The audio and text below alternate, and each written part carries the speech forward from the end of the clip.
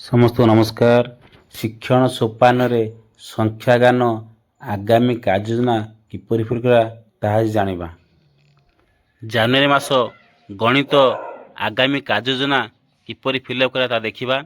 ସଂଖ୍ୟା ପରିଚୟ ଦକ୍ଷତାରେ ପ୍ଲସ୍ ଓ ତ୍ରିଭୁଜ ଚିହ୍ନ ଥିବା ଶିକ୍ଷାର୍ଥୀମାନଙ୍କୁ ଷ୍ଟାର ଚିହ୍ନକୁ ଆଣିବା ପାଇଁ 1ରୁ 20 ପର୍ଯ୍ୟନ୍ତ ସଂଖ୍ୟାକୁ ଗୀତ ନାଚ ମାଧ୍ୟମରେ ଶିକ୍ଷଣ କାର୍ଯ୍ୟ କରାଇବି। ଟୟ ବେସ୍ଡ TLM ବହୁଳ ବ୍ୟବହାର କରାଇବି। ଫ୍ଲାସ୍ କାର୍ଡ଼ TLM ମାଧ୍ୟମରେ ପୂର୍ବ ଓ ପର ମଧ୍ୟବର୍ତ୍ତୀ ସଂଖ୍ୟା ସମ୍ପର୍କୀୟ କାର୍ଯ୍ୟ ବାରମ୍ବାର ଅଭ୍ୟାସ କରାଇବି। ସଂଖ୍ୟା ଓ ସାଂଖ୍ୟିକ ପ୍ରକ୍ରିୟା CRA ମେଥଡ଼ ଅନୁଯାୟୀ ଅଧିକ ବାସ୍ତବବସ୍ତୁ ବ୍ୟବହାର କରାଇବି। ଗାଣିତିକ ସଂକେତ ଓ ଚିହ୍ନକୁ ବ୍ୟବହାର କରି ନାଚ ଓ ଗୀତ ମାଧ୍ୟମରେ ଯୋଗ ଓ ବିୟୋଗ କାର୍ଯ୍ୟ କରାଇବି। ମାସ ସମ୍ବନ୍ଧୀୟ ଧାରଣା ମାସ ସମ୍ବନ୍ଧରେ ଧାରଣା ଦେବା ପାଇଁ ନିଜ ଅଞ୍ଚଳ ହେଉଥିବା କେଉଁ ମାସରେ କେଉଁ ପର୍ବ ପ୍ରଣାଳୀ କ୍ରମ ଅନୁଯାୟୀ କହିବାକୁ ସୁଯୋଗ ଦେବି। ପିଲାମାନଙ୍କୁ ନିଜ ନିଜର ବହି ଖାତା ବିଦ୍ୟାଳୟର ବ୍ଲାକବୋର୍ଡ଼ ଟେବୁଲ ଆଙ୍ଗୁଳି ହାତ ଚାଖଣ୍ଡ ମାପ ଅଭ୍ୟାସ କରାଇବି।